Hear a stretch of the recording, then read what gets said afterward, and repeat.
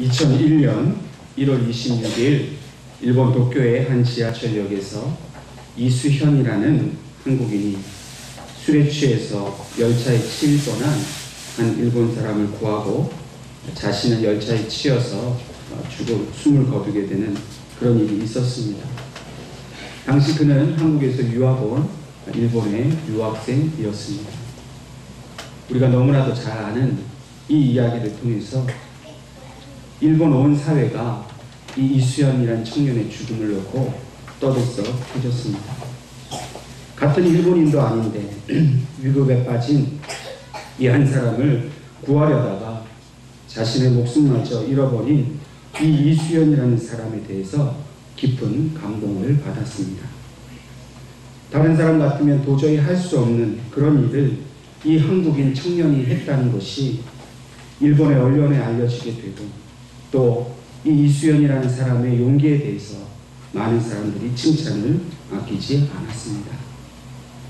일본인들은 그의 죽음에 대해서 자발적으로 애도하기 시작했고 또 일본의 정치인과 모든 사람들이 그의 죽음을 애석해 했습니다. 이 청년의 죽음은 참으로 의로운 죽음이었습니다. 대부분의 사람들은 먼저 자신의 안위를 생각하기 때문에 다른 사람의 위험한 상황에 감히 뛰어들지 못했을 것입니다.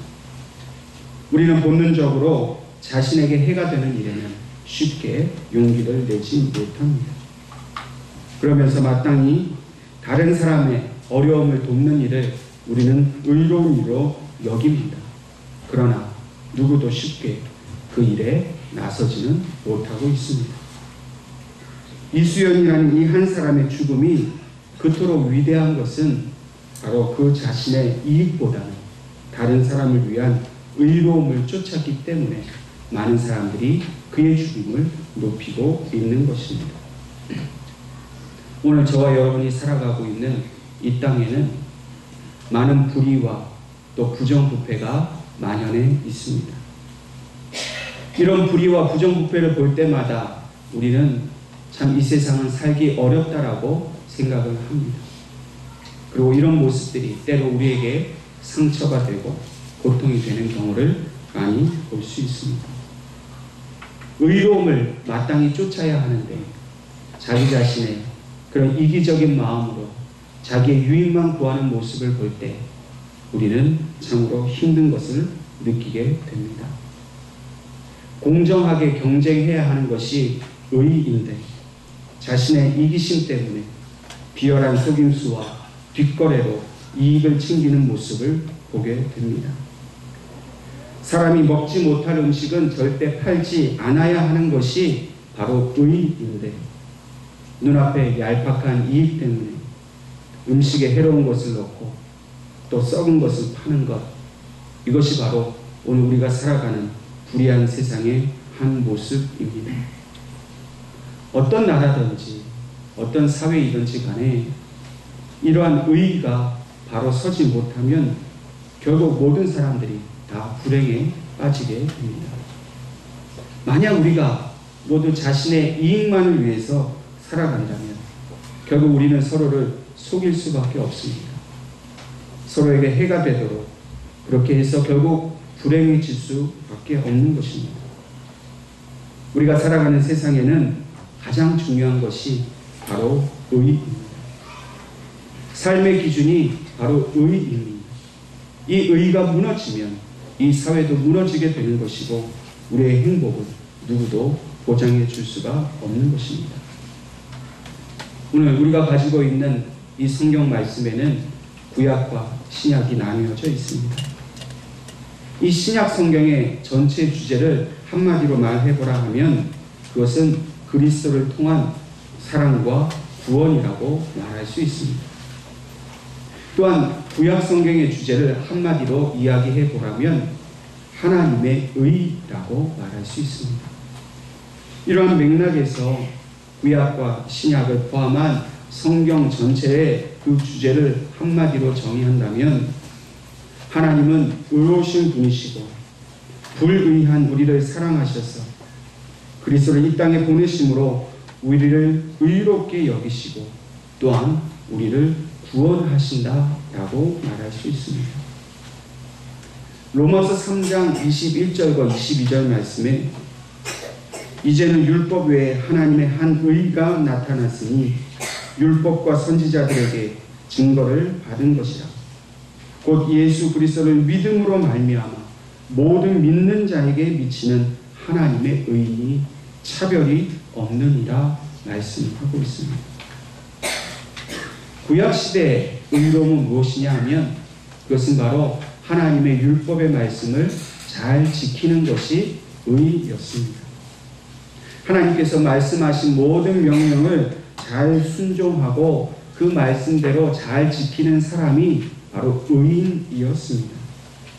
그러나 자신의 이익을 위해서 하나님의 말씀을 어긴 아간과 같은 사람, 또 하나님의 인도하심에 불순종하였던 고라와 같은 사람은 마땅히 악인으로 취급을 받았습니다.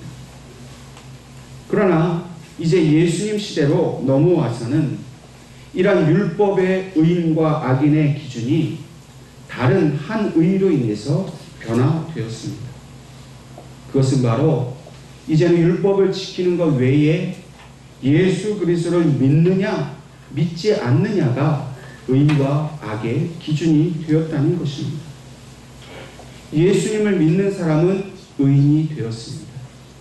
그리고 이 의인은 예수님이 만들어내신 것이 아니라 이미 이 율법과 선지자들에 의해서 예언된 것이고, 또 그것은 차별 없이 모든 사람에게 적용되는 그런 의로움이라고 설명하고 있습니다. 이 말씀을 좀 더 쉽게 이야기하면 우리가 하나님을 알고 또 예수님을 알기 이전에는 불의한 존재였다는 것입니다. 아무리 우리가 도덕적으로 의로웠다 할지라도 예수님을 믿지 않았으면 우리는 악인이었다는 것입니다. 불의한 우리가 예수 그리스도를 믿음으로 이제 의인이 되었습니다. 예수를 믿지 않는 그 악인의 삶을 벗어던지고 이제는 의로운 자가 되었습니다. 물론 세상에서는 도덕적이고 윤리적인 의인을 존귀하게 여깁니다. 그래서 만약 이 윤리와 사회 질서를 파괴하는 사람이 있으면 그를 악인으로 여겨서 법과 도덕적인 심판을 받게 합니다. 그러나 오늘 하나님께서는 우리를 예수 그리스도를 믿는 그 믿음으로 영적 의인으로 삼아 주시어서 결코 세상적인 기준으로 우리를 판단치 아니하십니다. 하나님은 이 시대에 도덕적인 의인이 아니라 영적인 의인을 찾고 계십니다. 이 세상에는 여전히 스스로를 도덕적이고 윤리적인 의인으로 자처하는 사람들이 많이 있습니다. 하나님을 부인하고 예수를 부인하고 나는 오직 국가와 사회와 가정을 위해서 도덕적인 올바른 삶을 살고 있다고, 나같이 정직한 사람이 있으면 한번 나와보라고 외치는 사람들이 너무나 많이 있습니다. 물론 이런 사람들이 다른 사람들에게 당신은 참 의로운 사람이라고 칭찬을 받을 수 있습니다. 스스로 나는 의롭다라고 만족감을 얻을 수는 있습니다. 그러나 하나님 편에 서서 보면 그는 악인일 뿐입니다. 하나님의 그 구원에 이르기 위한 의인은 오직 예수 그리스도의 십자가의 피로 씻김을 받아야만 우리는 의인이 될 수 있습니다. 예수님께서 그 희생적인 사랑을 우리에게 보여주셨고 그것을 믿고 나를 구원해 주신 구세해 주신 것을 믿는 자라야만 우리는 참된 의인이 될 수 있습니다. 장로교를 창시한 깔뱅은 인간은 죄인이면서 동시에 의인이라고 말하고 있습니다.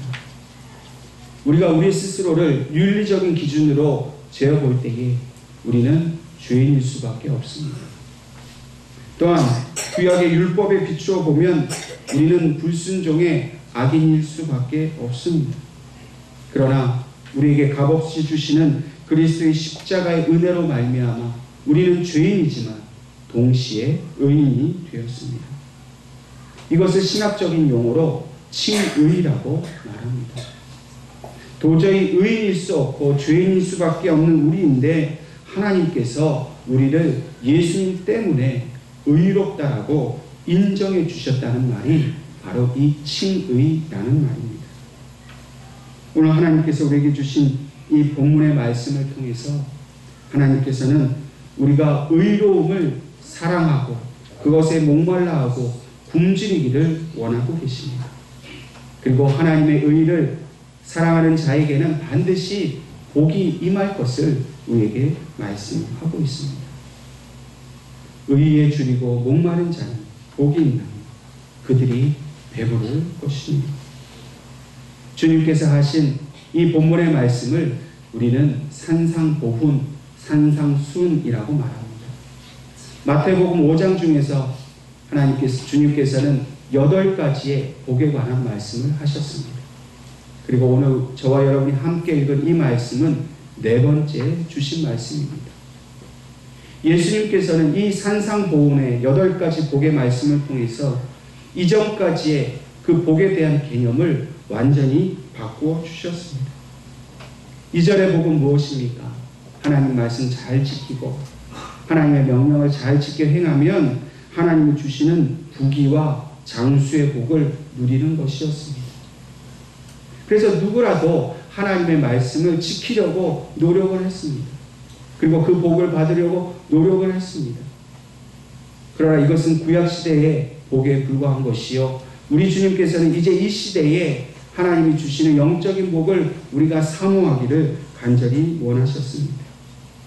심령이 가난한 자가 복이 있고, 애통하는 자가 복이 있고, 온유한 자가 복이 있고, 또 의에 줄이고 목마른 자가 복이 있고, 긍휼히 여기는 자가 복이 있고, 마음이 청결한 자가 복이 있고, 화평케 하는 자가 복이 있다라고 주님은 말씀하셨습니다. 그런데 오늘 우리는 참으로 주님께서 말씀하신 이 복의 기준을 잘 이해하지 못하고, 또 이렇게 주님이 바라시는 의에 줄이고 목마른 자의 그 삶을 실천적으로 살아가지 못하는 모습을 우리는 보게 됩니다.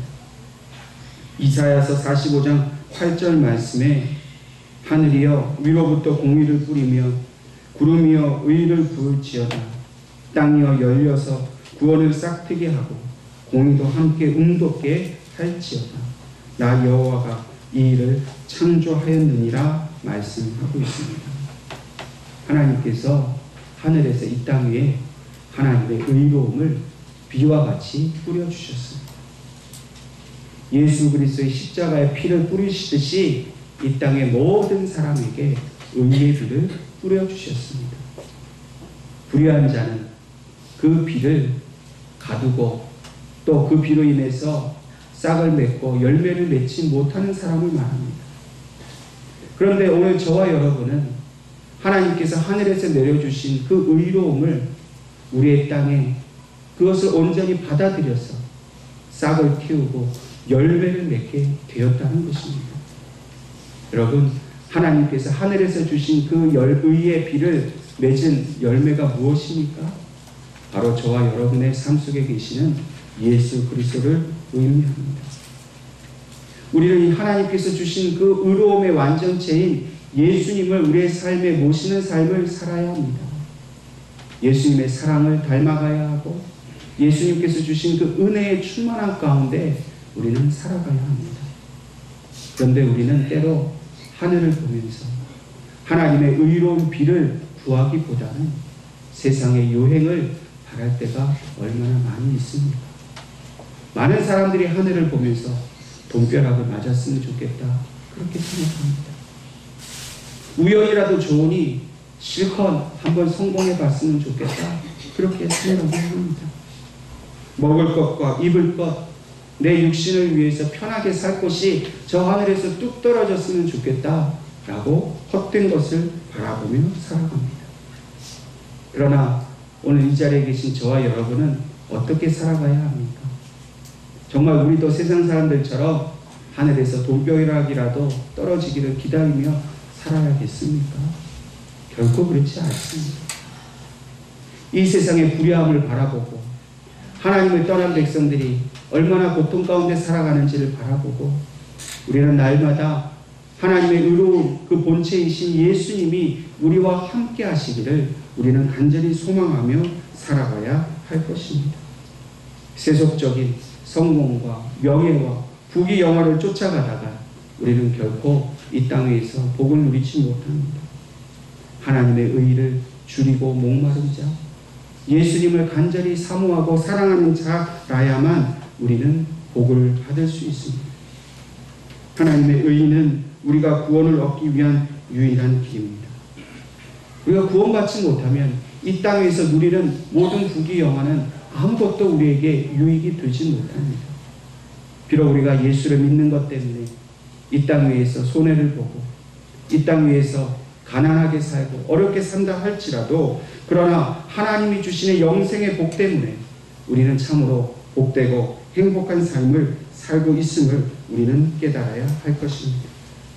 그러므로 오늘 이 시간 하나님은 우리가 하나님의 의를 줄이고 목마르기를 원하십니다. 여러분, 배고픈 사람에게는 무엇이 생각나겠습니까? 오직 먹을 것밖에는 생각나지 않습니다. 목마른 사람에게는 오직 마실 물밖에 생각나지 않습니다. 의에 줄이고 목마른 사람에게는 오직 하나님의 의밖에 보이지 않습니다.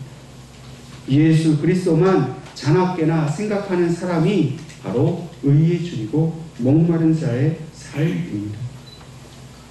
종교개혁가 루터가 하루는 아침 식사를 하기 위해서 빵을 먹고 있었습니다. 자기 앞에 자기 집에서 기르는 개가 앉아 있었는데 그 개가 하는 일을 보니까 루터가 빵을 집어서 그 손을 올리면 그 개의 시선이 그 빵을 향해서 위로 올라가는 것입니다.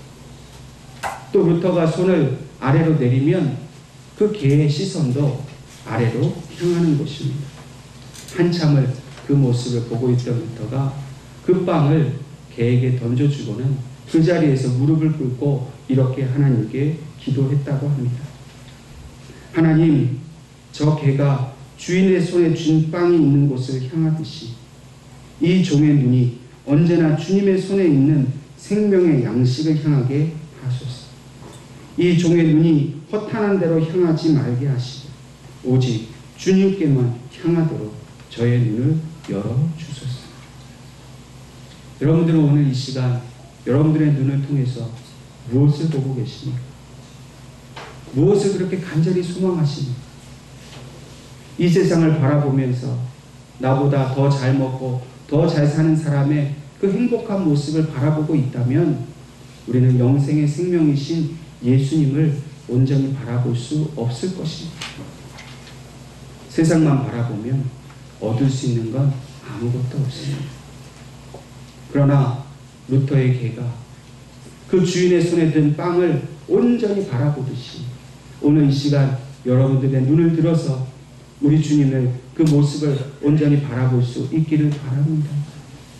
여러분, 세상은 불의하다고, 세상은 헛되다고 우리가 말을 하면서도 그들의 헛된 것과 그들의 불의한 것을 우리는 쫓아가며 살지 않았습니까?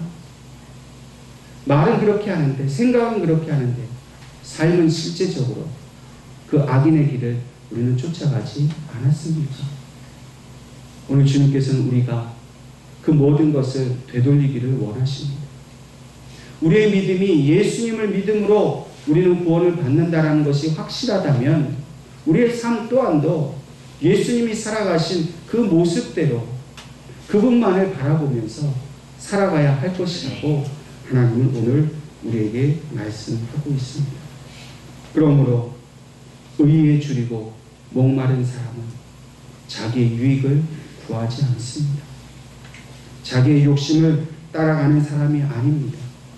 비록 우리가 예수님을 따르다가 세상적으로 손해를 보고 희생을 당한다 할지라도 그것을 결코 두려워하지 아니하고 오직 예수님을 따르는 것이 내 삶의 유익인 것을 알아서 기쁨으로 그것을 따라가는 사람일 것입니다. 오늘 주님께서는 하나님의 의에 줄이고 목마른 사람이 복이 있다라고 말씀하십니다. 재수가 좋았고 운이 좋아서 남보다 잘 먹고 잘 사는 사람이 복이 있는 것이 아니라 예수님을 내 삶에 모시고 싶어하는 사람, 오직 믿음으로 그 말씀으로만 구원을 얻고자 하나님 앞에 날마다 나아가는 사람이 복된 사람이라고 말씀하고 있습니다. 그리고 그 복은 바로 배부름이라고 말씀하십니다. 이 배부름은 육신의 그 물질의 만족을 채워서 얻는 배부름이 아닙니다.